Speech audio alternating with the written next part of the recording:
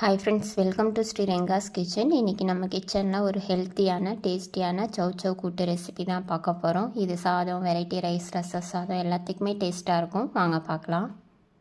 இது பண்ணுறதுக்கு ஒரு குக்கரில் 2 பச்சை மிளகாய், 5 பல் பூண்டு, கூடவே ஒரு மீடியம் சைஸ் தக்காளியை சின்னதாக கட் பண்ணி சேர்த்து விட்டுக்கலாம்.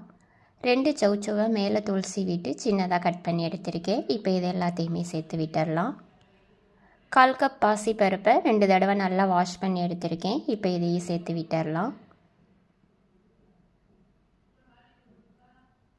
இப்போ 1/4 டேபிள் ஸ்பூன் மஞ்சள் தூள்,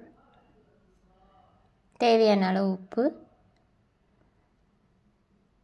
தண்ணி சேர்த்து விட்டுடலாம். இப்போ இது எல்லாத்தையுமே ஒரு தடவை நல்லா கலந்து விட்டுடலாம். இப்போ இதை குக்கரில் மூடி 2 விசில் விட்டு எடுத்துக்கலாம். இது இருக்கட்டும்.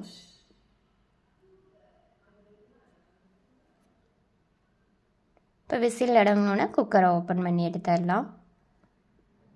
பாருங்கள், காய் எல்லாமே நல்லா வெந்து வந்திருக்கு.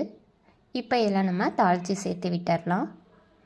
தாளிக்கிறதுக்கு ஒரு கடாயில் 2 டேபிள் ஸ்பூன் எண்ணெய் விட்டுக்கலாம். எண்ணெய் நல்லா சூடானதும் 1 டேபிள் ஸ்பூன் கடுகு நல்லா பொரிஞ்சதும் 1 டேபிள் ஸ்பூன் உளுந்து,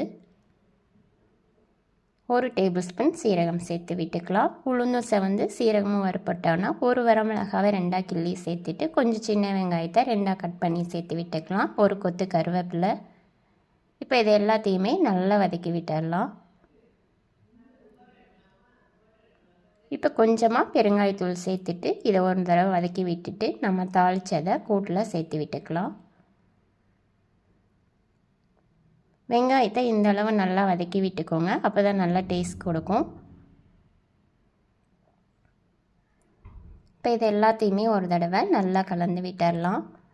அவ்வளோதான், நம்மளோட சௌ கூட்டு சூப்பராக ரெடி ஆகிடுச்சு. நீங்களும் இதே மாதிரி உங்கள் வீட்டில் ட்ரை பண்ணி பாருங்கள். உங்களுக்கு இந்த வீடியோ பிடிச்சிருந்தா ப்ளீஸ் லைக் பண்ணுங்கள், ஷேர் பண்ணுங்கள், கமெண்ட் பண்ணுங்கள். மறக்காமல் சப்ஸ்கிரைப் பண்ணுங்கள். பெல் ஐக்கான ஆல் பட்டனை கிளிக் பண்ணுங்கள். தேங்க்யூ ஃபார் வாட்சிங்.